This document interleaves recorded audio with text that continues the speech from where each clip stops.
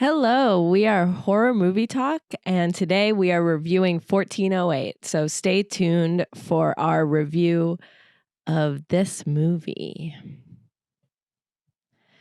Do you have unresolved issues from your past that keep coming up no matter how much you try to drown them out with substances and distractions and other people? Do you not know how to handle anything that happens in your mind ever and instead just push it to the side?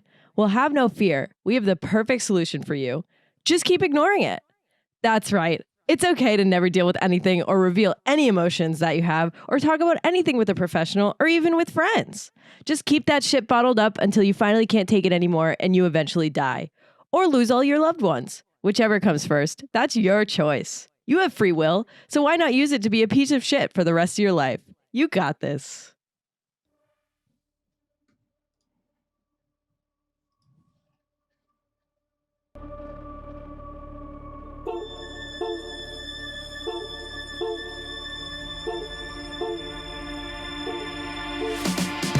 Is this a metal thing? Yes.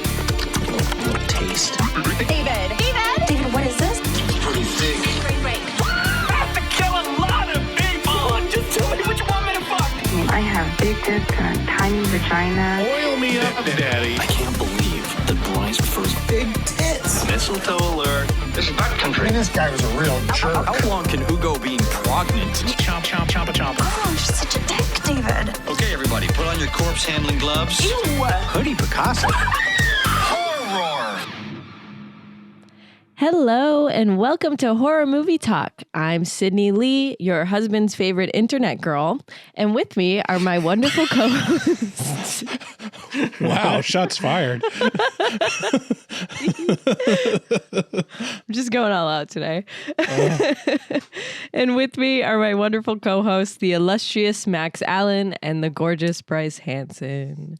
Together we make a silly oh my God, I'm sorry. And Nellie Allen, little baby girl, is here today. Baby. Are we blurring out Nellie in the edit, or are we just... Nah, the lighting's so bad you can't even tell what's going on anyways. She looks like a potato. She looks like a potato. Well, she's so cute. I have my lights I have my lights really low because I don't want to blind her. I'm very afraid of blinding her. I think it looks fine. Kids are resilient. She's got to learn somehow. I told my kids to look directly into the eclipse, and they're fine. They just have like a little white ring in their vision forever now, but That's okay. They just look haunted, mostly. and sad. Mm-hmm. Little ghost kids. Your husband's favorite internet girl. That is a great line. All right, let me get through the intro. I mean, that's pretty stiff competition. Out of all the internet girls. I think it's me. I think it's me, guys. That is some ego right there. Yeah, I'd be nothing without that. I'd be nothing without my ego. So together we make a silly, goofy, but very serious and good horror movie review podcast. New theatrical releases always get priority, but we also review older horror movies, both good and horrible. Make sure you rate, review, and subscribe on iTunes. Full video available on YouTube. Don't be a square. Make sure to share. Also, check out patreon.com/horrormovietalk, the equivalent of the adult section at your video rental store. And of course, if you want to add your pee to the community pool, go to horrormovietalk.com or call 682-253-4468 and leave us a voicemail. We've got a great show today. We're reviewing 1408. We'll start out by giving a brief review and score for the movie. We score on a scale of 1 to 10. After we give our score, we'll get into spoilers and take a deeper dive into what we liked and hated about the film. And later, we're going to do taglines. Of course we are. A favorite. Wow. Because I texted you guys yesterday or whatever about doing taglines, and I definitely wrote some down. Yeah. As I'm sure I you have guys two did. and I'm not making any more. Oh, I'm saying that I didn't do them. So we'll figure it out throughout the episode. We could also do voicemail if we really wanted to. Oh, really? Or both. I feel like I always do voicemail. I mean, this is on my releasing this episode. week, right? Yeah. Oh. All right. You want to do been a while. voicemails? Let's do voicemail. Let's do Okay, we're horror movie not horrors. doing taglines. We're doing. Yeah. Wait, hold on. voicemail. Let me give my taglines real quick Okay. then. You do your taglines, Max. 1408. The room, not the year. In case people were confused. Yes, yes. 1408. Enjoy your sleigh. Oh, that's a good one. I've got two as well. 1408, the underappreciated sequel to 1492. Oh, that's good. Wouldn't it be a And- prequel? Did I say a sequel? I meant prequel. And then 1492. Sorry, 1408. Very accurate AC or hotel AC movie. I don't know. Whatever. Man, Yeah. I'm glad we're not doing taglines. That was, All that was right. really good, guys. I'm glad I didn't do any. It's not a good tagline movie. I don't know. I just blanked when I was doing it. Put all my effort into the ad. All right, we'll do voicemails later. Yay. All right, so 1408 can be found on Stars if you have that, but we don't. So you can rent it on like YouTube or Amazon. But on Amazon, you have to buy it for $20. So rent it on YouTube for like $3 or $4. Okay. 1408 is a film that follows Mike Enslin, played by John Cusack, a corny horror novelist who specializes in writing about the scariest, spookiest places he's ever been. Although he spends a lot of time in quote-unquote haunted places, he has never seen any paranormal activity and does not believe in ghosts. He then receives a cryptic postcard from the Dolphin Hotel in New York City that states, "Don't stay in 1408." Intrigued by this gesture and not at all deterred, he goes against the wishes of the postcard and of the staff of the hotel and books the room, hoping to finally get scared. My review of this movie is that this is the ultimate sleeper pick. This movie is not very well known or well talked about in horror movie communities, to my knowledge anyway. And after a second viewing, I firmly believe this is one of the best horror movies. The viewer is never bored. Stuff happens so quickly and so often in this film that it is extremely difficult to take notes on it because I almost always miss something. The pacing is something to look up to. It keeps you engaged from the moment you turn it on to the moment it ends. It is scary and certainly anxiety-inducing. This is a great adaptation of a Stephen King, and even if you don't love Stephen King, you will love this movie if you're a horror fan. There are not many problems with this movie. Sometimes the directing style is a bit dated and the acting can be a little slapstick at times, but it doesn't fully take away from how good it is. It's definitely not perfect, but it is entertaining and quite dreadful. I give it an 8 out of 10. What say you? Yeah. I mean, I didn't like it as much. I think it's good. I think there's a lot of stuff going on and a lot that goes right, but it is a little corny at times. And that is mostly due to John Cusack being cast as the lead. Yeah. Like Just he's a big very, goofball. very John Cusack. It's like, I was talking to David about this the other day, and because he's been rewatching some Cusack movies, and John Cusack, when he's cast in films, it's like when you see a cast member of Friends cast in a movie and you're like, I can't not see them as Chandler, you know. He is Chandler Bing, you know, and they don't have a lot of range outside of it. There's some exceptions, but for the most part, when you get cast John Cusack, you get John Cusack, and he's got the same tone and kind of goofy slapstick, like you said, that's very reminiscent of his 80s work. But that's not necessarily a bad thing. It's the same thing as how I view what's his name in The Mummy? Brendan Brendan Fraser. Fraser. Brendan Fraser. It's like you kind of know what you're going to get when you have Brendan Fraser in a movie. Just kind of goofy, you know, yeah, goofy comedy with like kind of confident. I don't know how to describe Brendan Fraser. I did not know what I was getting when I got him in The Whale. I'll tell you that. Yeah. I didn't see that. That one, that's the exception, definitely. I don't know. He was pretty goofy in The Whale.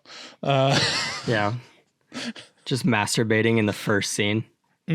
Oh, really? Jeez. So I don't know, like that threw me a little bit, but in terms of like subject material and like the setup, it was a really good movie. I mean, I guess I'm not too far off from you guys, but I'd give it a 6 or a 7. I'll say a 7, so I'm not too far off. Fair. Yeah, I'm also going to give it a 7. There were like, I enjoyed it. I think the things that hold it back from being a higher score for me are, it felt a little long, especially with like the fake out ending. And then all of a sudden you're reeled back in for like 30 more minutes. Wasn't really a huge fan of that. And something, Spoilers. Sorry. Something about the audio. I don't know if this is like my TV or what, but like the sound effects were so loud and the dialogue was so quiet. Like I kept having to turn it up when they talked, and then something loud would happen. I'd have to turn it down again. Yeah, the mix was off on mine too. Like the dialogue was very muddy. I didn't notice that. And it's kind of like, because John Cusack is kind of a low talker, kind of, a mumbler, fast talker.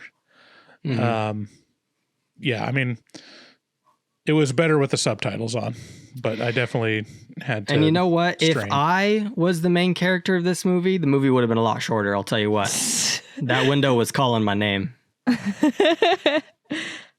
Yeah. What if they had just swapped roles and just made Samuel L. Jackson the main character and John Cusack the hotel manager? Like, I don't know if that would have been such a great film. Just see. It was tired kind of these motherfucking ghosts in this motherfucking room. It was kind of an odd role for Samuel L. Jackson. Like, it didn't feel like they used him enough. Like, he was in the beginning and then had one scene in the end. And then he was in the fridge. Don't forget. Oh, the fridge. I forgot about the fridge. In the fridge. I mean, I think that like the beginning, the first 30 minutes are like just a movie, right? Like nothing's scary. Nothing's really happening. It's just about this like sad writer guy who, is like in a slump or whatever. And then like for the rest of the movie, it's like an hour and 15 minutes. He's literally in the room the whole time. And you would think that would be boring. And it literally, like, this is why it didn't get a higher score for me, is like the pacing's really good. So you're engaged, but also like I couldn't breathe. Like I was like, okay, like something happened and then 30 seconds later something else happens. And it's like you don't have time to process like anything that's going on, because there'll be like a really like backstory, heartfelt, like important scene. And 30 seconds later, like the fucking radio turns on and you're like, okay, like give me a minute to like think about the consequences and then we can get back into it. But yeah, I don't know. That took it away from the score. Bless you, baby. Oh my gosh, I think I watched the director's cut. What? Really? We'll get into it. I'm just looking on IMDb and it says, spoiler alert, alternate ending. And then I'm reading the alternate ending and it's the ending that I saw. So. Oh no, wait, what did I see? Okay, because I watched the regular one, but I think in high school I watched the director's cut because I didn't remember this ending that I watched. So we'll talk about it. Well, let's save it for the spoilers. All right. Yeah, let's get into it. So if you're listening to these commercials, you shouldn't have to. You can go to patreon.com/horror movie talk, where we have the after pod. We have so much bonus content. It's so much fun. Just come and support us. If you like us, it's so easy. There's a $2 tier, $2 a month. That's not even the price of a coffee. $5 a month, that is the price of a coffee. But that's only one coffee. And you get a lot of coffees in a month. So you can do it. And even if you can go up to 15, we have a lot of good tiers with a lot of perks. And I think you should go check it out if you haven't. And if you can't afford 1 cup of coffee a month, join as a free member so that we know you're there. And I don't know, maybe sometime we'll post something for the free members. We haven't ever done that. So yeah, of course. We've done it by accident. You never know. You could, all the pores, join the free tier because you might get some scraps. Yeah. I mean, So Maybe for like 15 calling minutes. all poors that can't afford $2 a month. I mean, Oh, Bryce, come on. I guess don't this. shame I guess them. this is to be honest, I have never been a patron of. No, that's not true. I've only been a patron to one other creator, and it I was was only gonna for say a couple months. I'm logged into your Patreon account, and there's like 3 subscriptions. Yeah, but they're not. I'm not paying for them. Oh, they're free. But yeah, I'm still I get I'm it. still It's a hard to part Patreon. with I'm money. still a patron. I'm still a patron of Horror Movie Talk, and I'm on this fucking podcast. I just haven't canceled it. So Oh, you haven't? Oops. Thanks for the money, Sydney. Thanks for the support, Sydney. I pay $5 a month. I get the notification every month, and it's so funny. And but yeah, we have a couple new members, Jack H and Paloma R. Thank you very much. I don't know if we shouted them out last time, but thanks, guys. But yeah, see, even I'm a patron, so you guys can be a patron if I'm also a patron. And you know what? My dad's still a patron, so like, thank you. Beyond the grave, We're listening We're taking dead guy money? I guess so. Yeah, technically his estate is a patron at this point. My okay.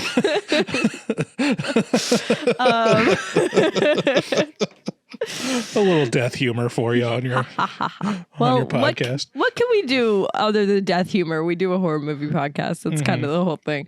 Also, my friend who's a patron texted me the other day and was like, I want you to know that I didn't cancel. Like, it's something fucked up. I got a new debit card and it said I wasn't a member anymore. And so I went into the Patreon and she still was a member. I sent her a screenshot and she was like, that's so weird. It told me I was like logged out. And I was like, well, you're not. So thanks. So Yeah. shout out to The Megan. trick with that is you log in. Well, I think it was the debit card like didn't go through or something because it was like a new number. I don't know what it was, but Okay. Thank she's you still for a your member. money, Sydney's friend. Thanks, Lunch on Megan. you. Lunch on Megan. All right. Also, don't forget to check out our shop, HMT shop. That's in our link tree, which is on all of our social medias. Get some sweatshirts, get some t-shirts, get some stickers, motherfuckers. Do it. Also, check out our resident artist, Dustin Goebel, a professional artist who fucks hard. He also takes commissions for artwork from H&T fans. Contact him at DGOEBEL00 on Instagram and make your artistic dreams come true. Tell him HMT sent you. And again, our voicemail line, 682-253-4468. Leave a voicemail. We love talking to you guys. We love it so much. We love hearing from, and we do it cold. That's why our reactions are so fun, because we don't know what you guys are going to say, and that's fun. Except for when I read them. I never read them. You have to close your eyes. you have to surprise. But thanks again for listening, everyone, and let's get into spoilers.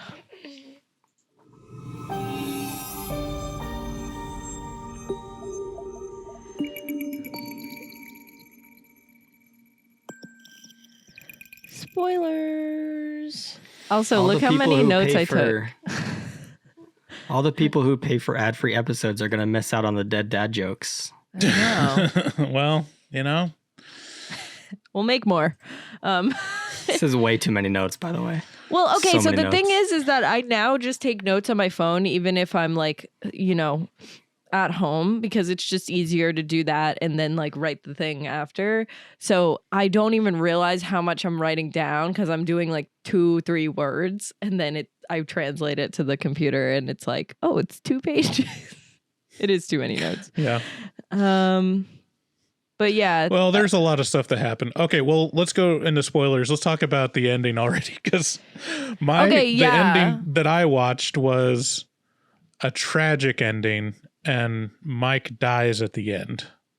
And it he shows doesn't him get pulled out of the room, right? No, he gets buried next to his daughter. Honestly, a better ending. Yeah. So what was the actual ending? What was the ending that you guys watched? The firemen break down the door and pull him out, and then he gets back together with his ex-wife and they live happily ever after. Well, and then, while he's getting back together with her, she's like, hey, can I throw away your smoky clothes and your smoky recorder? And he's like, let me keep the recorder. I want to keep these bad memories. That's like literally what he says. And then he takes the recorder and he starts playing it. And you hear like his daughter's voice. And he's just like looking at his wife, and his wife like drops something and she's like, oh my God. So it's kind of like, oh, it really did happen. Or is he still stuck in the room? You don't really know. But it's funny because my last note is the ending ? So, yeah, the ending that I saw in high school was the one where he dies. So that's what I thought the whole time I was watching it. And then I watched this version and I was like, wait, that's not what I remember. Maybe they're at all. setting it up for a sequel, 1409. Bryce, laugh harder at my jokes. You've been stoic all morning. Just be funnier. I'm trying so hard. I think the ending where he dies is much more appealing, honestly. Well, it's more final too, because like when you have a movie where it's like it gives you a fake out ending of like maybe he's still in there. Yeah. Like it's always going to be default. Maybe he's still in there. Unless they die and show him, buried in the earth. It's like, at that point, you're not like, maybe he just thinks he's dead. Well, is it the scene where he sees the grave in the room and then he gets buried and then he's actually dead? Is that like the vibe? No, it goes to his funeral. Shows his coffin lowered into the ground. And then the Samuel L. Jackson or his agent. Let's see. Yeah. So his ex-wife is there being consoled by his agent. And then the hotel manager comes and like gives her his belongings that was left in the room, which includes like the recorder, I think. And then they just basically say that no one else will ever be able to stay in 1408 again. Well, does he still burn it down? Yeah. Yeah, he dies in the fire. That's the ending I saw in high school. I was so confused because I didn't remember, like I remembered what the movie was about, but I didn't remember like the sequence of events. And so like this was fun because it was kind of like a first time watch, but it was also like, oh, I remember this stuff. And then I like told my roommate, I was like, I remember what happens at the end, but like this lead up is going to be fun. And then when the ending happened, I was like, what the fuck? This isn't what happened. Then I think we see like a ghost. We see a ghost John Cusack in the room looking out the window or something. So like, I think the thing is like he's haunting that room too now or something like that. That sucks. I wonder if the majority of the Mandela effect of people thinking they remembered things differently is them just watching different cuts of movies. Could be. Maybe. Yeah, it's not helping. And also like stuff like Netflix where they just change the soundtrack of stuff because they can't get rights to music, or they just do different edits of the movie to like cut down on time or that's so fucked up, or change the aspect ratio or like clip out the edges and stuff. Yeah, it's weird now. Like makes me really appreciate physical media and makes me want to get back into it because it's streaming like is kind of a shit show. And you can never tell what's going to be on anything. Even like, what was it? Like HBO? Didn't they take off Westworld? Like you just can't watch Westworld anymore. Really? Yeah. I don't know. Maybe fact check me on that. I don't know. But yeah, I mean, streaming is a shit show because like there's a lot of like Netflix original movies that only are available on Netflix, and some of them are really good. Like there was one I watched. Yeah, you can't watch Westworld on Max. They took the entire series off of it. That's crazy. Which is Wasn't crazy. That one it was of their biggest draws? Yeah, it was a HBO Max original, and it's just not there anymore, which is crazy. Sex and the And then the City is stuff where- now on fucking Netflix for some reason too, because Yeah. HBO like just is like, oh, we're not even HBO anymore. Like, Yeah, what does there's that so mean? much cross contamination now. Like, it's hard to tell. Like, even exclusive shows, you're like, it's gonna be on another streaming platform eventually because I don't know, the bubble's gonna burst. Streaming is not going to be the same in 2 years, I don't think. Just There because should be 2 streaming things. Like, why is there 8,000? Like, why do I have to watch Mad Men on AMC Plus? What? Like, why is that on that? Tubi's making the money quickly sign. becoming my favorite streaming platform. I fucking love Tubi. I'm on It's Tubi amazing. every day. It's really good. Okay, let's talk about this movie we came here to talk about. This is why we're dropping in the ratings. Didn't we? Oh, I thought we were just supposed to be complaining about streaming platforms. Yeah, well, that's all right. Yeah. So I like the setup of the film. Like, I like the idea of a jaded, supernatural author that like doesn't believe in anything and has like goes on these. I love the person, the jaded ghost hunter that's never actually seen any ghosts, which is probably the truth. Most of them. All of them. Yeah, it's like watching Grave Encounters, like you know, and where they're kind of Grave making fun. Encounters. That's a great fucking movie. One of the best found footage. Next review is Grave Encounters. We should. But no, like we actually should. But like that movie is like kind of making fun of like Zach Baggins on like Ghost whatever the show. And Ghost Adventures. Yeah, and they're like they've never actually seen a ghost, so they're like, we're gonna go stay in this haunted thing, and then they actually see ghosts and they're so scared. And I love that. Like, it's such a good trope. Like, and in this movie is interesting because yeah, he is a jaded writer who doesn't believe in like paranormal activity or whatever, but he writes these like shit novels, like 10 most haunted hotels, 10 most haunted areas. Like, who's reading that shit? Like, I'm sorry, like that is not something that I would see at a bookstore and be like, my next book is gonna be that. Like, that's I don't know. See, I was the person that would buy that because it would be in like the $2 section of Barnes and Noble. It'd be like in those like bargain book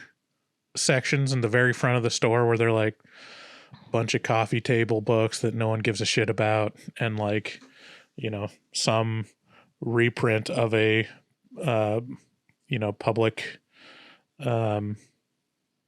what's it called, public domain, you know, thing. You're like, yeah, I would like to learn about samurais. See, I also would have been someone to pick up these books, especially in my younger years. I just feel like whenever I saw something cheap and weird, I needed to have it. I bought a UFO documentary for $5 at TJ Maxx one time, and it was awesome. But the thing where it's not believable is that anyone would be a fan of the author.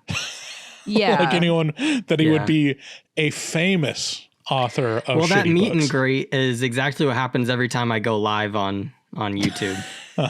Just 3 people come. They're like, "We love you." I'm like, "Thank you." I really liked your older stuff. Like, I don't do that anymore.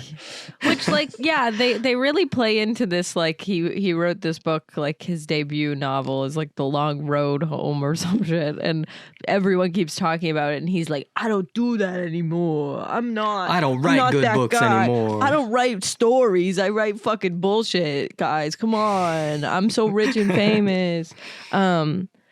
But yeah, so that's what we get. The beginning is like, oh, he goes to like this inn that the owners are playing up on how haunted it is, and nothing happens to him, and then he gives it like a 6 on his like rating scale or whatever. I forget what that is, but and like he has the book signing, which is super depressing, and he's just like, oh, I don't believe in this shit. I thought, you know, when he goes to the beach and he gets like pummeled by the wave, I thought he was just that was gonna be him dying. And then when they go back to that towards the end, I was like, oh, maybe he did die there. And that would have been, I would have liked that. It would have been kind of a cop out, but like, I would have been like, oh, okay. But no, he just sucks at surfing. That's I think I watched that, and my daughter laughed at that. She's like, why not just stand up? I'm like, have you ever been in a wave that powerful? Like, you are fucked. Have you ever been at like in Hawaii or like in a place that actually has waves? Like tubular waves? Waves that knock you down are some of the most fun I've ever had. Yeah, it's crazy. Like in Hawaii, in the North Shore, like you walk like 5 feet out from the dry sand into the water and you're like neck deep immediately. Oh God. And these waves, like, it just doesn't matter. Like you won't be able to get up if you don't know what you're doing because you're so Feels like being in a discombobulated. washing machine. Yeah. So anyways. So this story was a story written by Stephen King. Yeah, It so was a short. there's some fun trivia about that. I tried to read it yesterday and then I didn't want to. So I was like, nah. I hate reading. Sums up the commitment to horror movie talk hosting. I hate reading on my computer. I really fucking hate it. I hate reading on my computer or my phone. I really only like reading if I'm going to read a physical book. Like, I just can't. I just like, if I'm going to read, I don't want screen time. And it was screen time. And I was like, I don't want a screen time right now. And so basically he wrote like half of the story for like a book about how to write. And like, for his students or whatever. And then he was like, maybe I should just like keep writing this. And then he did like a little foreword on it. And he was like, hotel rooms are so creepy. And like, why don't I just keep going? And he said that he scared himself when he was writing it. So it's interesting. I think You're sitting there typing like, oh, sorry, baby. She got a little nervous about that. What does she think about the movie? She thought it was way too loud whenever a jump scare would happen and she'd cry and then I'd have to pause it and I'd have to rock her for 20 minutes to go back to sleep and then I'd turn it down way low and then I couldn't hear the dialogue so I had to turn it back up and then a jump scare happened and then she cried again. So that's how she liked it. You should let her talk for herself. Why don't you put her on the microphone for a second?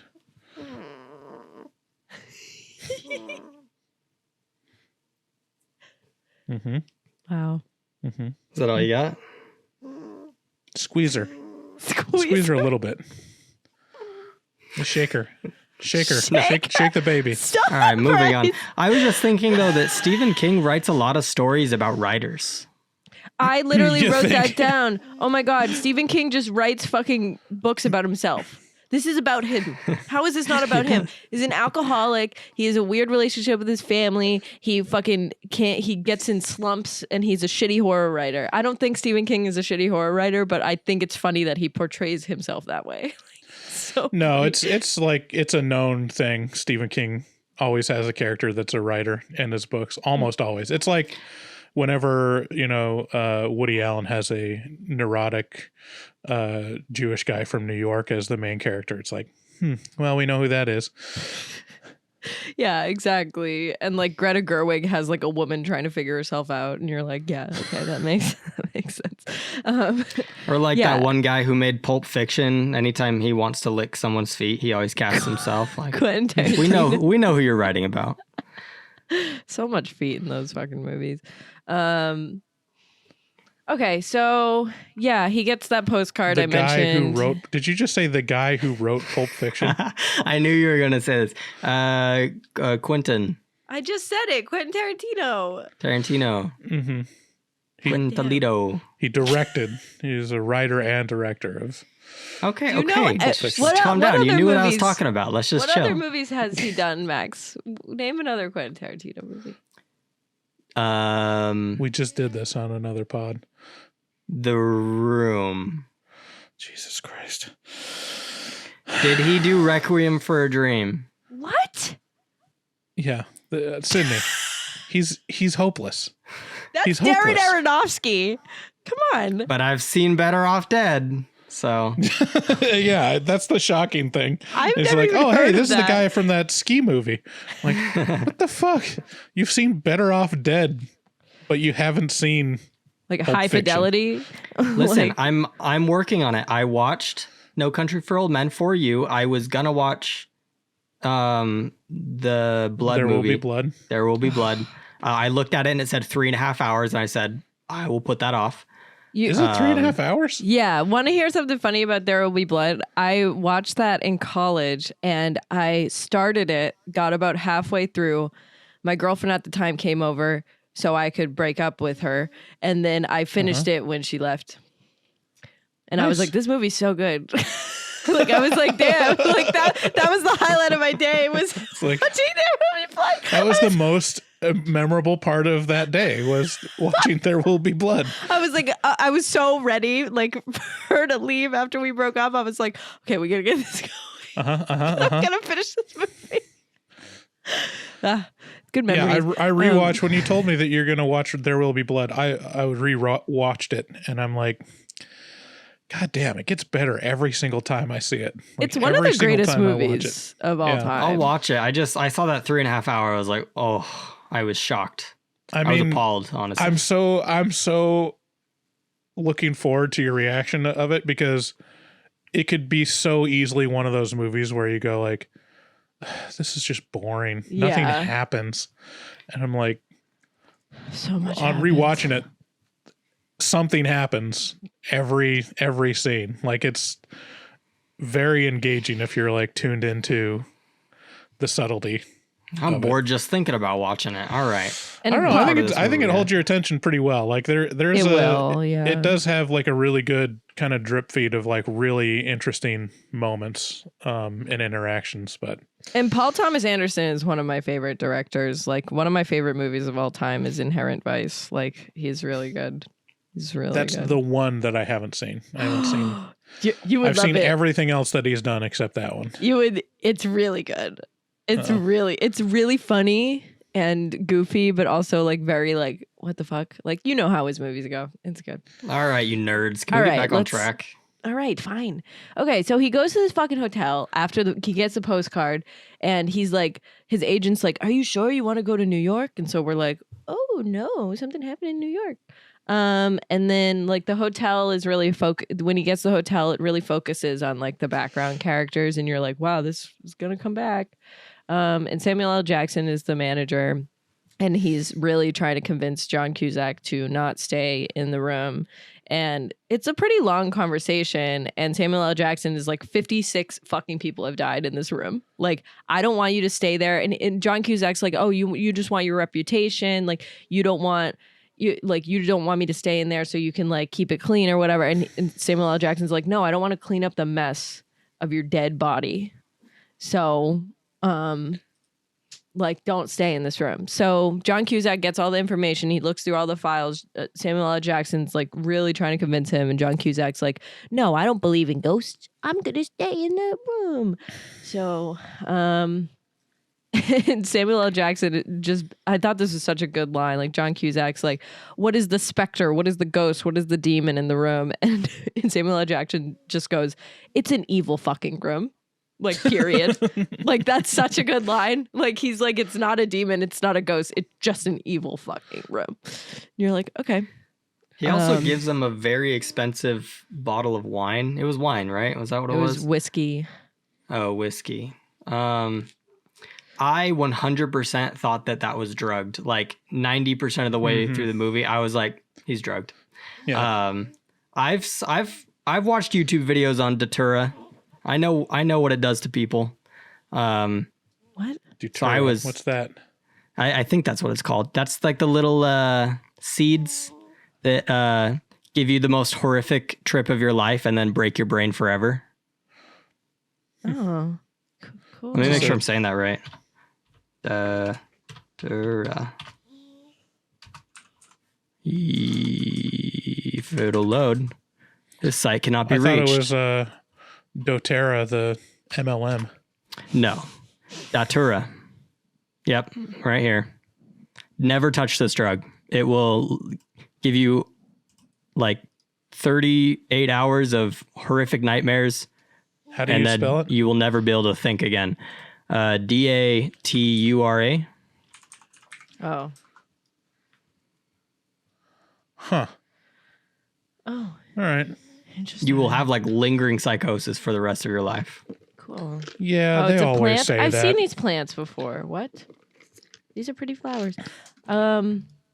Yeah, I mean, they do set it up like he was honestly like a lot of stuff that happens to him like does seem like a bad acid trip. Like he's just freaking the fuck out, and like he chalks it up to that. Once he's in the room, he's like, he must have drugged this bottle, and then he's like, I got to stop drinking it, and then 2 minutes later, he chugs it.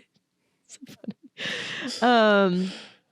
But yeah, I love how it ramps up, but I also love how immediately freaked out he is by the smallest things that start happening. Well, because he's never experienced anything before, right? So like the first thing that happens is he's like, let's see if I'm remembering it right. Maybe you wrote it down. I think he just like looks out the window. This one right here. And oh yeah, then he turns around. There's like 2 chocolates on the pillow, and then the toilet paper is replaced. Yeah, so innocuous. It's like just a ninja maid dropped in and dropped out. Like that's basically what it was insinuating. So like it's not even nefarious, it's just surprising. And he immediately like freaks the fuck out. He's like, "What?" Ah! Well, he's like searching the room. Yeah, he tries to, he's like, "Oh, they're probably in the living room and they're in the vent and there's a spy cam in the vent," or something like weird shit. Yeah. But then he does the black light, which was like, why? Like, you know what's happening. There's so much blood in there, and it's like really nasty and gross. Yeah, it would have been great if they like went over the bed and it was just like a bunch of just like skeet marks. Just scum. Well, I was thinking, I was like, I mean, I know that there's blood here, but technically you can't tell the difference in a black light. So right. And there was a big spot on the bed. It's just like someone was coming for so long. But after he does the black light, one of the paintings goes crooked, and he's like, "Fuck!" He's so fucking freaked out. He's like, "I can't even handle this right now." And it's also 80 degrees in the room, so he's just like taking off articles of clothing and being like, "Damn, it's so hot," and he's like banging on the thermostat. He calls the front desk, and engineer comes up to fix it. And he won't come in the room. To tell him how to fix it. Yeah, which was so funny. He's like, "I'm not stepping foot in that fucking room. This is how you do it. Just do this with the thing, and then you're good." And then he's like, "Oh, thank you. Let me give you a tip." And he's gone. Yeah. I love the way to fix it is like, hit it. See, that jiggle the thing. Jiggle the thing.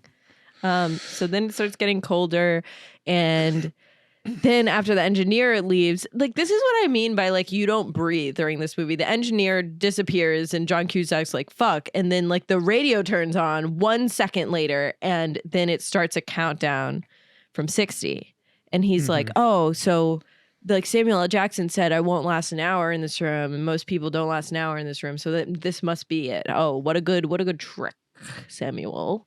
And then he goes deaf for a minute. This happens a couple times, and happens in both the movies we watched this week. I know. I was like, wow, look at this. So honestly, both of the movies, they're very similar, like wavelengths, like the way they flow. Carnival of Souls is probably better, though, in my opinion. We'll get into it.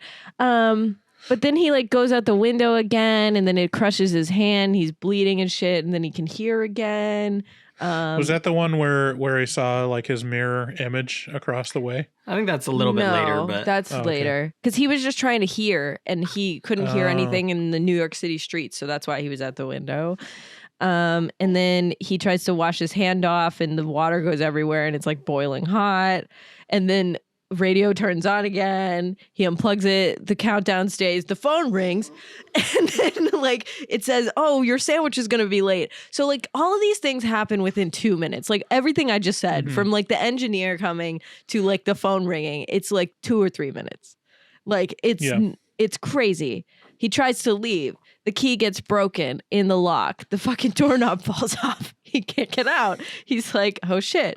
Then this is when he looks across the way. And he's like, "Help me." And the guy's like, and they're both going, "Do, do, do," which was honestly a really funny scene. I laughed so hard. I thought that was silly. Oh, she's awake. Hey, baby. Put her on the mic. Shake her. Squeeze her. Tell us what you think. Okay. She's so cute. So why didn't he just break down the door? Because I get that it's not easy to break down doors, especially like a reinforced, like, I don't know. I just think if you hit a door hard enough, probably anybody could break down a door if you hit it enough times. Yeah, I mean, they could have easily got around that. He could have done like a scene where he like tries to, break through the door with a broken chair leg or something, and then behind it's like a brick wall. I think they kind of do that, but not towards the end. The windows disappear in the movie though too. Yes. And so they kind of cover that. I wrote that down. I wrote down Skinamarink. Yeah, it's very much like a, liminal space horror movie where it's like an unnatural space. I do like horror movies that are set in one room. That's a vibe that I like to catch personally.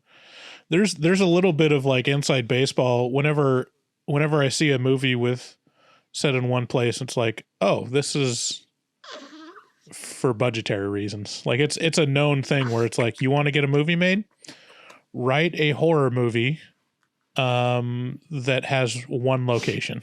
Mm-hmm. And it's almost guaranteed. Like if it's a good script, you'll get it made because it's so cheap to produce. Right, and they'll make a ton of money. So it's perfect. Or put it in the woods, That's honestly how most horror movies go. But yeah, so then we have the mirroring, and then he turns around and there's a fucking guy there with a knife trying to attack him. And this is different than the other people we see because we see like TV static ghosts. And so there are those people, but then this guy is like real, but he's not because he disappears. Then there's little kid noises, which is creepy. Then he thinks there's a spy cam in the vent. He thinks the booze is a hallucinogen. And then the TV turns on. It's like a home video of his wife and kids. So then we get like some backstory. We don't really know anything at this point about his background until now. And he's like touching the TV when his daughter's face is on there. So something happened there. I guess I could just say what happens. It doesn't matter. His daughter died. His daughter died of some terminal illness, presumably cancer. They don't explicitly say it, but this has drawn a wedge between him and his wife, and they haven't spoken in a year, and we find that out later. So this is why he's so fucked up. He can't face his past. He won't deal with it. He won't deal with it. This is why he chases the most evil locations in America. Mm-hmm. He's got a war in his mind. So there's just like, I don't even know. It would take me so long to just say every single fucking thing that happens. Yeah, I think like the main thing is it ramps up pretty quickly and gets pretty crazy to the point where, it feels like he's been in this room for, a century, and it's like dilapidated and it's unrecognizable from and what it's it was only in the been beginning. an hour. And then it also delves like into his psychology around like the trauma of losing his daughter, and it's just playing with his mind and like torturing him until the ending. And then they experience like all 4 seasons in the room. It gets really hot. It gets snowy. And then there's the Great Flood. It's like the Bible. It's like there's 20,000 things happening. I liked when the paintings changed to like evil paintings because that reminded me of the Haunted Mansion ride at Disney. I was like, maybe that's where they got the inspiration. So did you funny. notice that the guy, the like kind of bald guy with the knife from earlier was in one of the paintings? Oh, was he? Oh, I didn't notice that. Yeah, he was on the ship. Oh, there we go. Yeah, so it's running like around with his little hatchet thing. So it's like everything that is in this room is evil. Like everything that's in this room is used to torture you, just because the room is fucking evil. Like like Samuel L. Jackson said. Yeah, so like there's a bunch of ghosts, and like the thing is that these ghosts can interact with him physically. It's not just like ghosts because it's evil. So like they try to push him off the ledge at one point. Like he tries to like shimmy on the ledge, which let's talk about the ledge. That ledge is big enough to just walk. He's shimmying like he has 1 inch of room. It was very big. It was like this big. He could have walked regularly, but I get it. It's scary. But then all the windows disappear in the entire hotel, and he's like, "Oh no!" The lady with the baby who's in the room next door to him, he like crawls through the vent. It ends up being his wife and their daughter when she was a baby. Eventually, the map gets blocked out on the door and the windows disappear, and behind the door is bricks. And so he's like, shit, I'm never getting out. And then he listens full back. on Skinamarinked. Yeah, full on Skinamarinked.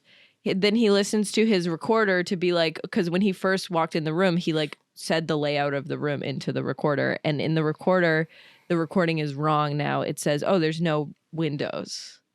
And he's like, what?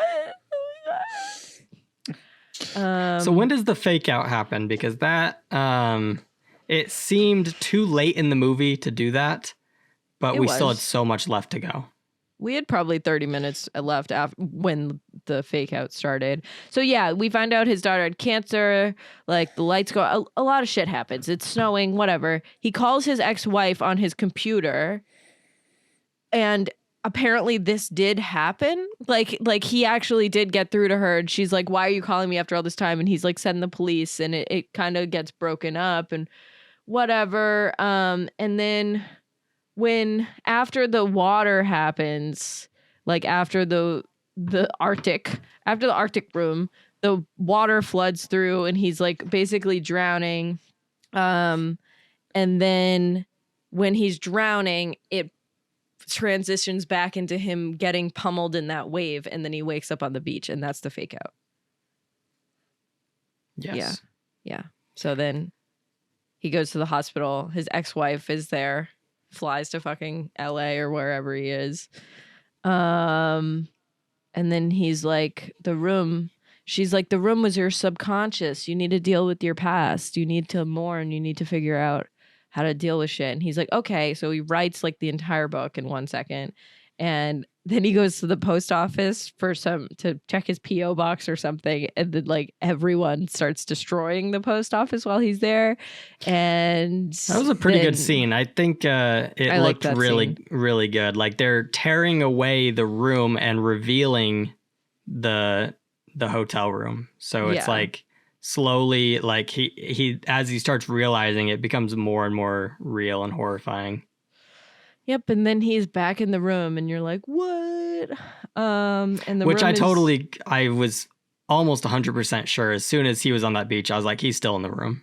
Yeah, because you started seeing people that were in the hotel, and it wasn't something that you were like, "Oh, he's finally safe," because my roommate had never seen it, and the minute he showed up back on the beach, my roommate was like, "He's still in the room." Like 100%. So then the room is burned and he starts freaking out. Obviously, I was out, and then Monsters Inc. happens. The door appears in the middle of the room. And then the door reminded me of Monsters Inc. too. Yeah, I got really, really high in the middle of this movie, and I started freaking out a little bit because it is scary. So I was like, my notes are weird because of that. Like, I'm like, it's now the Arctic. I had a stress dream about this. Like shut up. But yeah, so Monsters Inc., he opens the door, and then there's the void. It's just black, and then his daughter is ashes, and like, oh my God. So his daughter had terminal cancer, and then she turns into ashes. I'm like having a panic attack because we cremated my dad. And I'm like, what? Like, oh my God, I don't want to watch this anymore. And then the countdown ends, and he thinks he's finally out. The room turns back to normal, and then the timer resets, and then he's like, the room has Jumanji rules. You can break whatever you want. It'll all reset at the end. Right. So then he gets a phone call from a ghost operator that's like, so you could relive this same hour again, or you could take our express checkout and a noose appears. Which is kind of funny. Yeah. It was very reminiscent. Like the whole thing is very reminiscent of The Shining, of just the writer going insane in a, you know, it's just more limited scope. It's just a room instead of a hotel. Yeah, I mean, The Shining is infinitely better, but Stephen King was like, I need to write another book about myself. Fuck. I need to do it right now. Well, it's a short story, but yeah, his reflection disappears. Speaking of like those writing himself into books, I can't believe it. I mean, he wrote Misery, a book where someone is so obsessed with him and loves him so much that they have to keep him for themselves. That is so funny. He's like, someone feels like this about me. Sure, man. Yeah, so then like his reflection disappears like a vampire, a grave appears, and then he sees his own hanging body. He tries to reason with the phone lady. The phone fucking melts. It just doesn't stop, guys. Like, it's just like you don't get a moment of relief. It's not even relieving when you think he's out of the room because you know he's not. So he burns the room with the fucking Molotov that he makes, which is crazy. And then he smokes his cigarette that's been symbolic since the beginning. He quit like 10 years ago. And he's like, I'm saving this for nuclear war or whatever. But he thinks he's going to die. So he smokes his cigarette. His wife pulls up to the hotel and is like, my husband's in there. And I said, why would firebomb? Why would, if he opened the windows, would it explode out the window? Does that make sense at all? No. Yeah, I don't know. I don't know anything about I'm starting fires. to check out. Bryce, wake up. sorry. I know. No one said anything. Like, Bryce hasn't said anything in like 10 minutes. I was getting into the trivia, trying to find something interesting to say, and I'm just like in the mode of reading. And you found nothing. And so I've checked out. Did the cigarette thing remind you of The Fault in Our Stars? Yeah. The thing is you put the killing thing in between your teeth, but you don't let it kill you. Maybe okay can be That's our exactly always. what I thought when he's like, it's a writer thing. I don't actually smoke it. It's a writer thing. Maybe that's where John Green got his inspiration. Yeah. I loved that book when I was in high school. I loved that book. So did I. I refused to watch the movie though because I thought they fucked it up. I didn't watch it. I've seen the movie like 5 times. Maybe okay can be our always. Okay. So okay. But yeah, so then the room is exploding and the firemen pull him out. And then he's in the hospital and he's like, am I real? Are you real? To his wife. And his wife's like, yeah. And then we talked about at the beginning that there was 2 different endings. I would have preferred the ending that Bryce watched. So I wish I watched the director's cut. But yeah, that's the movie. Woo! Both pretty good though. I mean, we gave it a 7, and an 8. So it's like, regardless of what. Yeah, it's definitely a gem. Like it's definitely like easily overlooked. Yes. You see like especially like this poster, it just looks like another shitty 2000s. It looks like shit. Like I don't know what kind of poster that is. Like I don't like it. Yeah, it's not great. All right. Well, who do we recommend it to? I think that if you're claustrophobic and you want to be scared, like you could watch this, but maybe not. I think horror fans should see this. I think that you're right. It's definitely overlooked. I put that in my review too. But yeah, I think if you like horror movies and you like John Cusack, you should watch it. But he's playing the same character that he always plays, so it's like him in High Fidelity, but he's in this movie. So. Yeah, I say if you watched Better Off Dead and you liked the skiing aspect, watch this movie. I've never seen that. Yeah, it's a classic. Yeah, I mean, there's a noose in both movies. It's very there's connections to draw. Yeah, if you're a fan of John Cusack, if you're a fan of like other Stephen King adaptations, like it's good. It's good. It's good. Go see it. Even though you can't see it on anything right now, you can only rent it. Yeah. It's usually on something. That's what's shocking. Like, I always see this. I miss having streaming, cable sometimes, like, because me and my dad when we would watch horror movies, we would just scroll through on demand on Xfinity and like just find something that was free. Like, he would never pay for a movie. So there's no way that we paid for this when we first watched it. Yeah, it's so crazy thinking now. It's so hard for me to like make the decision to rent a streaming movie. Even though like back in the day, I rented movies all the time from Blockbuster or Hollywood Video or Redbox. It's like for some reason, it's like, no, I can't. I didn't go anywhere and pick up a physical copy. Like it just feels wrong that I'm paying money and I don't get to keep it. Yeah, I agree. It's stupid. Okay. Should we move on? Yeah, let's do voicemails.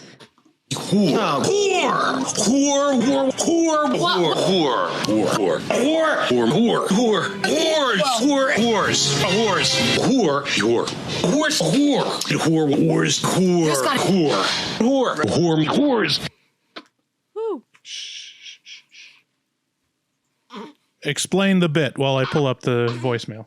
Okay, so the Horror Movie Horrors is where we take your voicemails from our voicemail line, 682-253-4468, and you guys call in and we listen to them and we respond, and that's the whole thing, and it's so fun and we love hearing from you guys. So please call us. We do these probably once a month or once every couple months, but we've love got hearing from a you. lot. Like I don't know if we'll be able to get through all of them. Really? But yeah, I mean, we've got like almost 10, I think. We had 8 last time we did them, and it was literally 35 minutes of the podcast was us doing that. So we could do half of them and do the rest next week. We have 15 voicemails, so we'll do shit. several. Yeah, let's do the rest next week then. Let's do that. So we'll do half your voicemails. Greetings and salutations. What's up, guys? The Beast from the Northeast, CJ. Listening to the interview with the vampire episode, and please explain to me why Max, even dressed up as a vampire, just still looks like a vampire twink. Like, he just looks like if you were to hang out with your vampire friends inside that clique, he would still be the vampire twink. It's pretty impressive, actually, if you think about it. His twinkish frame and just everything about him still shines through the vampire cosplay. Love you, Max. Sydney, Love you too, buddy. The OG, love you guys. And can't wait till you actually do an episode with the voicemails in them, because I have about probably 6 of them loaded up on your answering machine now. So. Have a good night, guys. See you later. So I can tell you exactly why I still look like a twink even when I'm dressed up. It's because I'm 5'8" and 140 pounds. So you can't really change that. He's what they call in the vampire world a spinner. Next voicemail.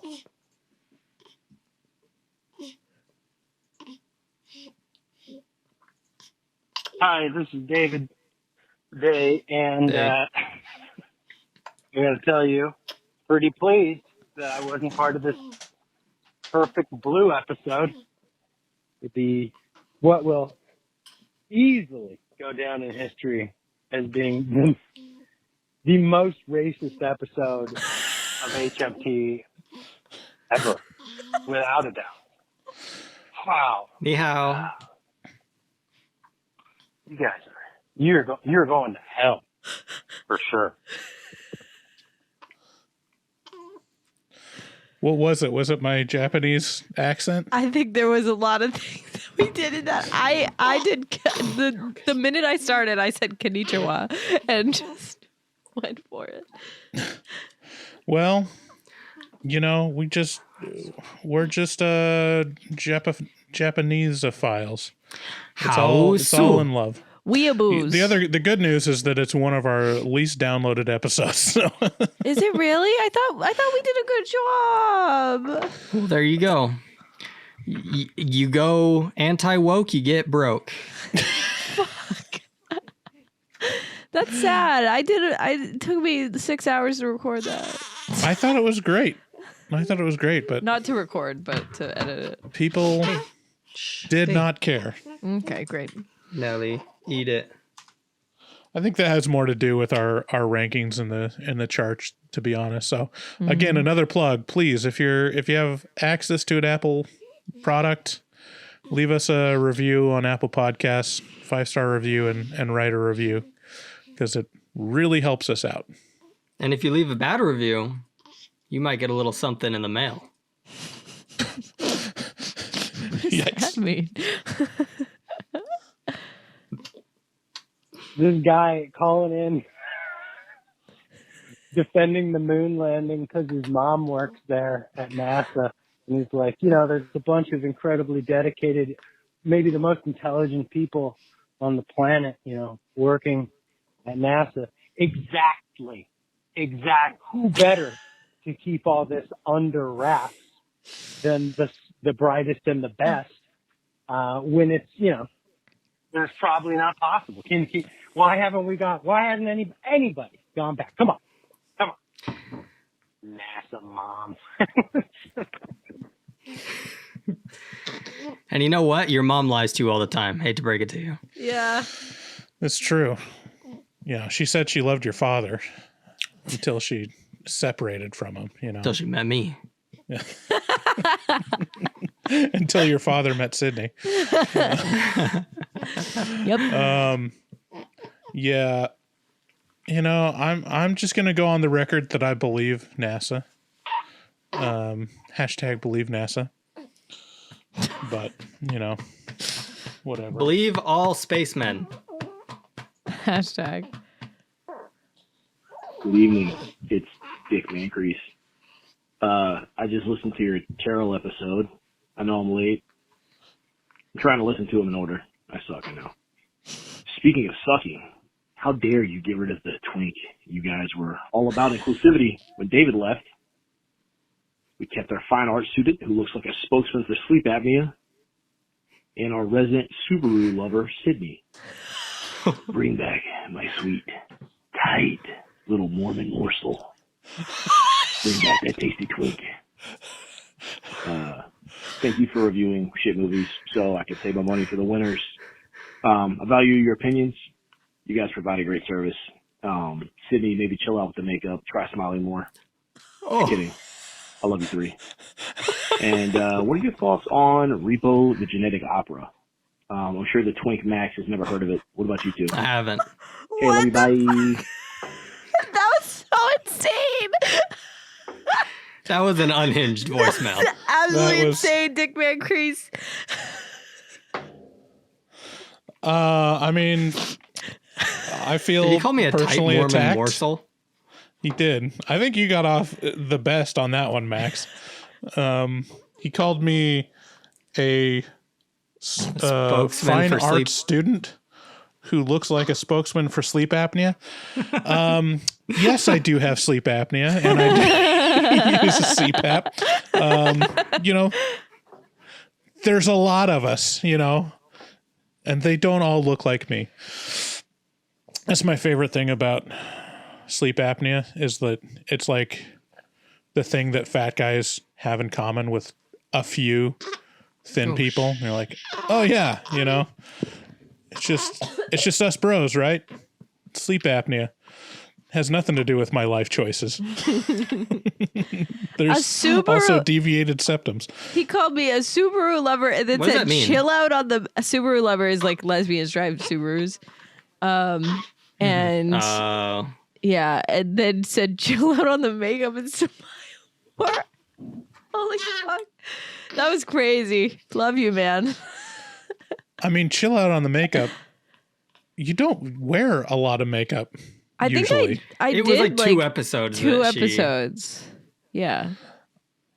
And it was probably some of our most downloaded episodes. So, I mean, I'm sorry I didn't do it today, guys. I did my hair though. Just It's okay. Show your feet and we'll get lots of downloads. yeah. Why don't you put I think I like the message of this, Sydney. Why don't you put a little makeup and smile more? You know. You will be getting a cease and desist letter from my lawyer. Thank you. Yeah, that was a violent voicemail. Everyone, no one was safe. Yeah. Well, we're all back. We have equal representation between Yep. The twink, the lesbian, and students, the fine arts student. LGBT and Mormons. Hey, Horror Movie Talk. This is Tired Sandwich from California. Probably hear a little bit of wind because I'm on my route right now delivering mail. I just listened to you guys' newest episode. Just wanted to call in. I don't know much about what's going on with Sydney because I don't have the afterpods, but doctors are weird. I was supposed to die about 3 years ago, apparently. I have a heart condition. Won't go into details about it, but that's what I was told. I had 3 to 5 years to live, and well, I got told 7, but then my mom told me that they told her 3. So yeah, you never know what's going to happen. I found out at 30 that I was supposed to die, that I was dying, and I am now about to turn 37. So I don't know how much time I have left. I don't think anybody actually knows time or place, but all I can say is going through this myself with me, other than, anxiety and worry, is just enjoy the time and love on the people that you have, because that's all we can ever do in this life. Love all you guys. Hope you have a good one. And yeah, thanks for being awesome. Bye. Wow.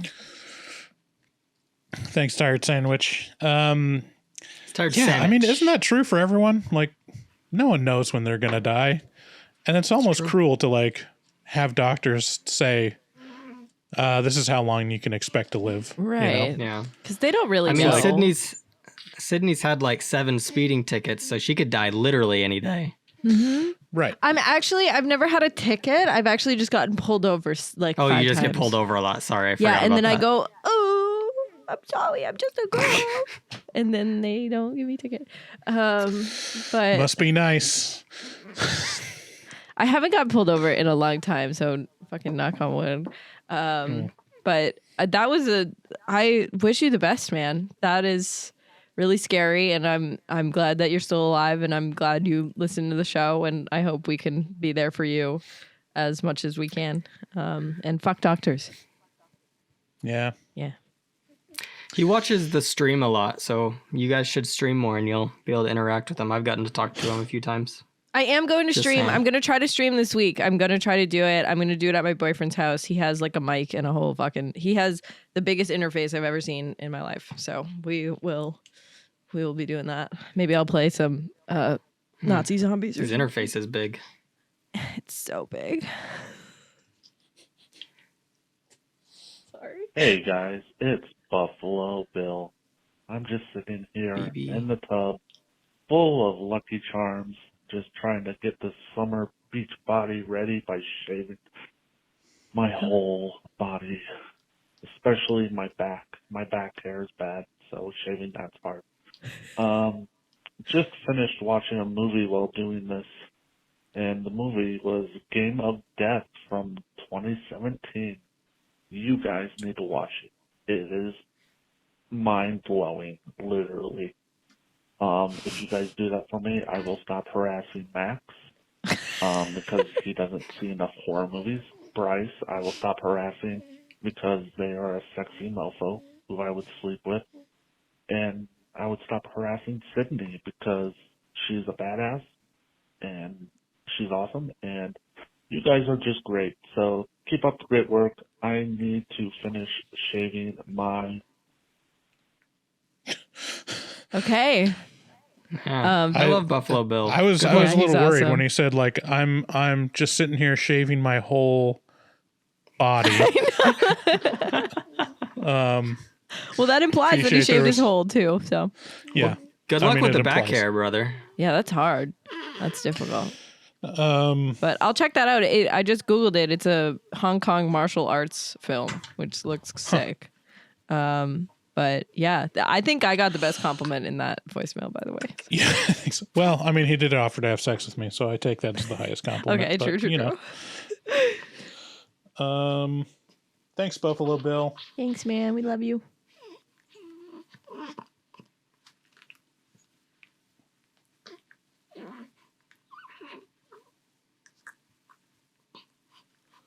Loading.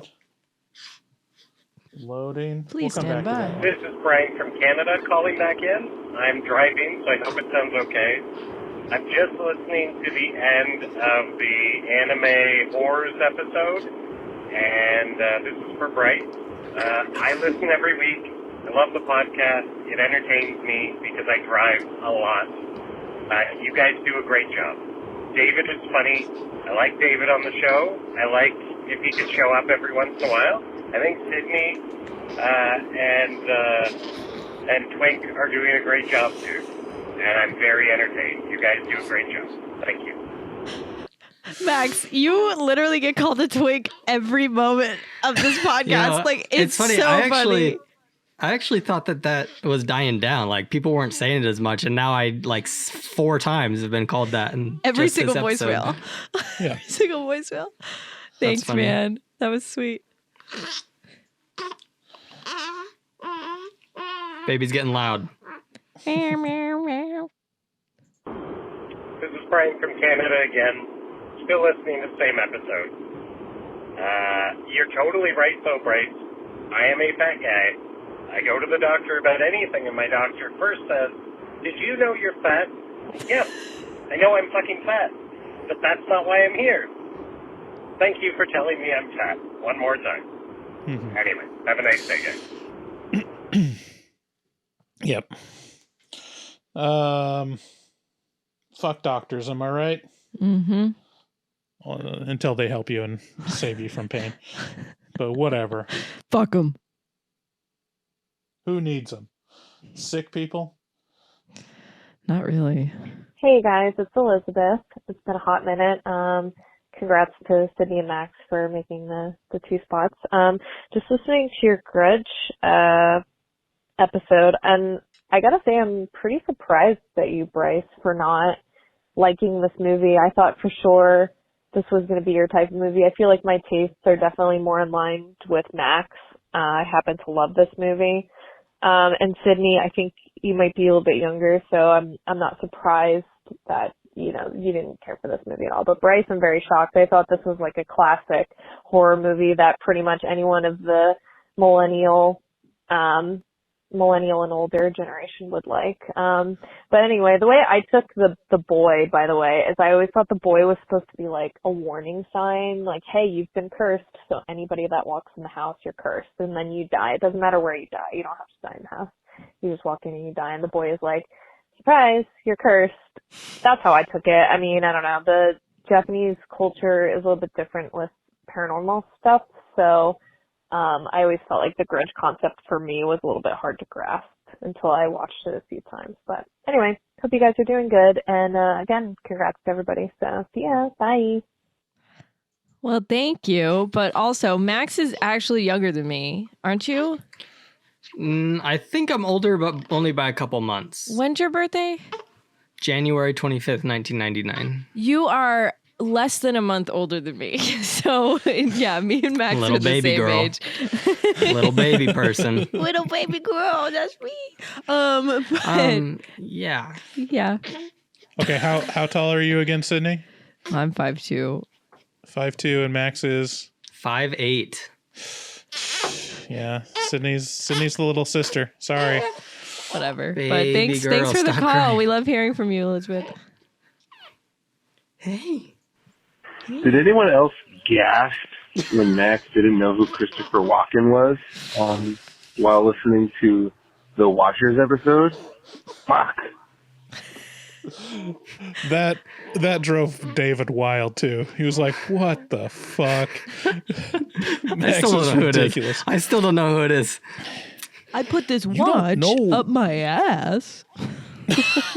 It's Christopher Walken. He talks like this. This is terrible. Wow.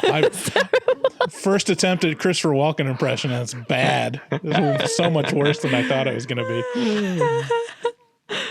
Do a Christopher Walken impression, girl. Oh, I guess he sounds like a little baby. Pretty good. Pretty good. Is that it for voicemails, or should we save the rest? You know, we could get through them. I think we can get. How many more do we have power through left? them. We got 1, 2, 3, 4, 5 more. Let's go. Hello. This is from Beyond the Grave.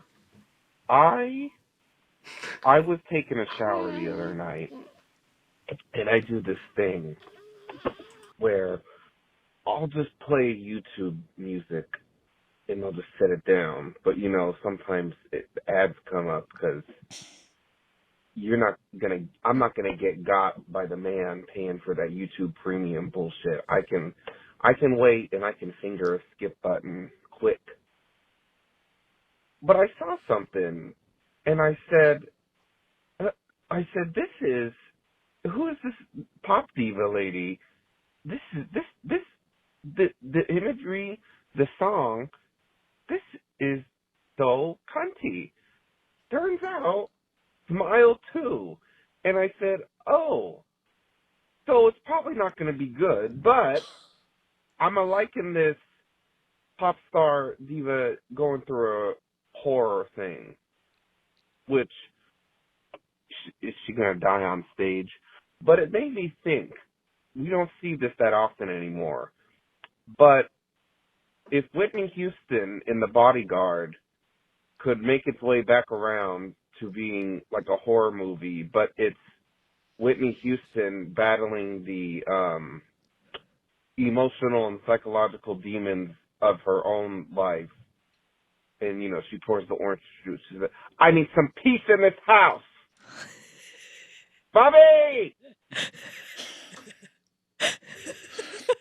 Max, you've seen The Bodyguard, right? You're on mute. You're on mute, Max. You're muted. Whoopsie. No, I haven't seen it. No, shocker. Yeah, if he's talking about, they released the trailer for Smile 2, and there's a lot of movies starring like pop stars who's the main character is a pop star that is obviously a take on Lady Gaga. I don't know what like movies' obsession with Lady Gaga is, but they really want her to be a main character in their film. That's weird. Yeah, it seems like a weird setup for Smile 2, but, you know, I liked Smile a lot, so... I didn't see it still. I've still never seen it. You haven't seen the first one? Yeah, I don't know why. I just, like, missed it or something. Yeah, I thought it was great. I think you'd like it. Probably. All right. I think you guys should know who this is by now. Bruce, Maximilian, Sydney. It's CJ. How you guys doing? And this message is for, you guessed it, once again, Sydney. And you guys heard it. Bryce, Max, it wasn't a no. So there's still a chance. And Sydney, feel free to hit me up on Facebook. Send me a friend request, and we can make our own, you know, Creep 3 movie, if you know what I'm saying. So, hope you guys are doing well. That's it. That's all I got. Until next time. What? Bye. We can make Creep 3, man. What? CJ, I've got some terrible news for you. Oh, that's so funny. I don't know if you saw the last episode, but Sydney's currently taken. I am. Sorry, CJ. She's moved on. He's gonna be so honest. My dad's nickname was CJ, so like that also is like a weird thing. Yeah. So you're saying he's got a chance? Okay. Yo, hey, I've got some baby problems over here. I might need to cut this episode. Okay. Well, step out if you need to. That's all right. We can answer. We can answer All right. for you if they ask you. All any right. questions. Oh, that was so funny. Sydney, are you gonna reach out to CJ? The listeners want to know. How committed is the relationship is the question. That's so fucked up. I'm having a good time, and my boyfriend is a very, very sweet man. But CJ, I am very flattered, and I appreciate you, and I appreciate your patronage to the pod. Yeah, that's all I can say. I need to be professional. Oh, and guys, one more thing. I just finished Tokyo Gore Police, the episode. My brothers in Christ, it took less than 6 months for the first and only girl on the podcast to selfishly offer up her admittedly cute feet. Self-admittedly. Let's fucking go! Let's go! If that's not incentive enough to automatically subscribe, I don't know what is. Sign me the fuck up, fam. Possible episode where we collectively rate Sydney's feet? I think the fuck yes. Lastly, this is officially the third day extending the offer of my company to Sydney. Sydney, I'm going to go out on a limb and say that you might enjoy watching some of the movies for the podcast next to someone who is a potential romantic interest, or at the very least, funny, witty, charming, and a scholar of the arts of what goes down in the sheets. I'm not hard to find on the Facebook group, and I'm pretty sure we live less than 50 miles apart, so you wouldn't have to do another long-distance thing like you had with your beta cuck ex. Feel free to sleep on it, and maybe if you play your cards right, you could potentially get on it too. Ball's in your court. Wow. Oh, man. Wow. That was dedication, dude. Like, I honestly, kudos. That was a voicemail. That was, damn. Yeah, he's putting himself out there. Like, a scholar of the sheets. Yeah. That went hard. That went hard. I feel a little bad for CJ. Maybe, Sydney, should we do a foot video just for patrons? Just if do a feet reveal, extra afterpod. Oh my God. Just put the dogs up. Imagine how much money we could make off of it, Sydney. Well, that would have to be their own fucking tier, and they would have to pay individually for each picture and video. That would be a whole thing. And then I would be doing sex work on the podcast, so I'd probably get arrested. So, wow. I mean, is that considered sex work if it's just showing your feet? I don't know. I haven't thought about that, but I mean, it would must be wild. It must be wild being a woman. Like, just having the option of like, maybe I could make it. Just like in my mind, I'm like, could I monetize my feet? Like, I could not make a nickel off of it. But for women, like, there's people that could just make thousands of dollars from just showing pictures of their feet. Yeah. It's wild to me. I probably could. And you know what? Maybe I should. Thank God for perverts, Thank God. Wow. That was just like that writer of Pulp Fiction. The writer. Okay, two more. We're almost there. This is Brian from Canada. I am calling about Two Girls, One Cup. Bryce, your synopsis and review was I was laughing out loud. And then during the reaction, I loved hearing how upset Sydney was about girls eating shit. So I think you guys should do more movies about girls eating shit because it's super entertaining. Yes. Thanks. Mr. Hands is next. Yeah, is there a horror movie involving girls eating shit? I wouldn't put it past Japan. I mean, Because I guess Tokyo Human Gore Centipede. Human technically. Centipede. Yeah. We still haven't done Final Sequence.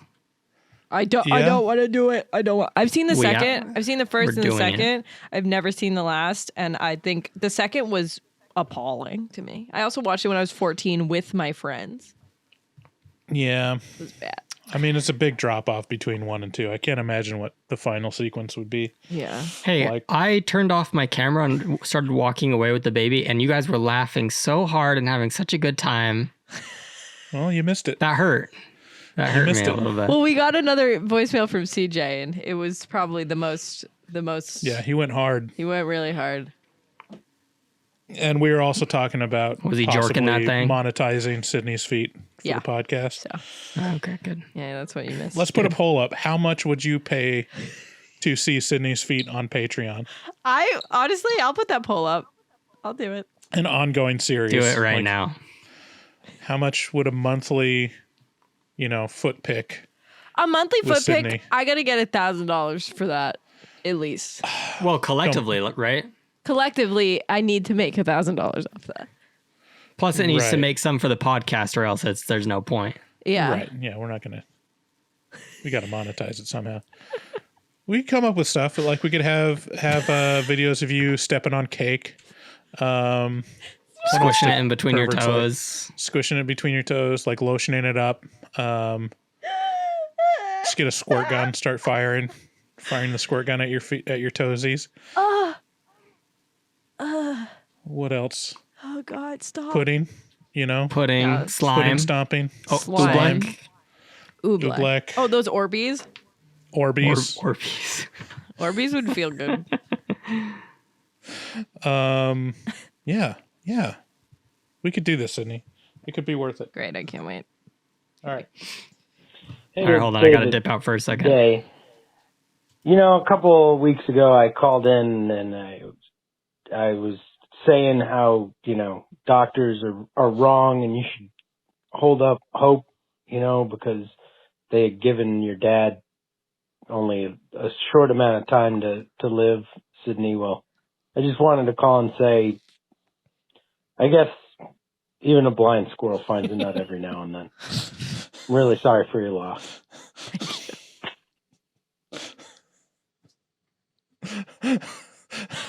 Wow. I mean, Technically, honestly, they were wrong. wrong. Though. They were wrong. They gave him way more time than he actually had. They did. So. Well, you know what? And honestly, my dad was such a fighter that I don't think that they could have foreseen like how bad he was doing because he was fighting it so hard that I think that they probably saw more hope in it because he was putting up a front. Like he put up a front the whole time he was sick. Yeah. Like he really powered through as much as he could. And but thank you, David. Yeah. Okay, well that's all the voicemails. All right. Well, thanks for calling in, everyone. Holy fuck, that was a lot. Keep calling in. Now we have no voicemails. Now we need more. So thank you, everyone. We love you all. I think CJ wins that round. Yeah. For voicemails. CJ wins and loses. Yeah. And loses. Sorry. So unfortunately.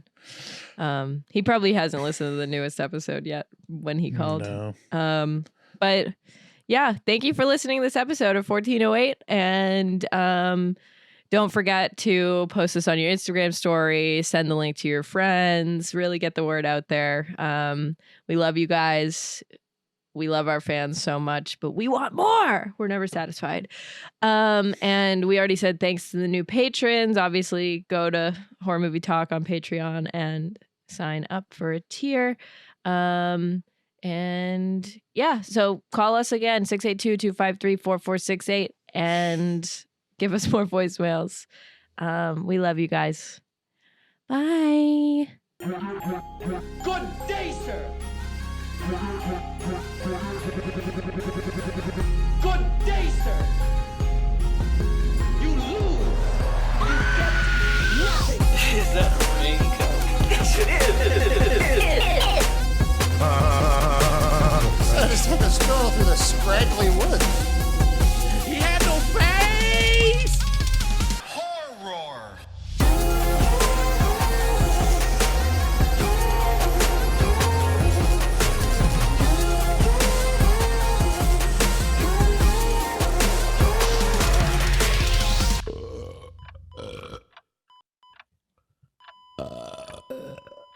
Wow, that didn't sound good.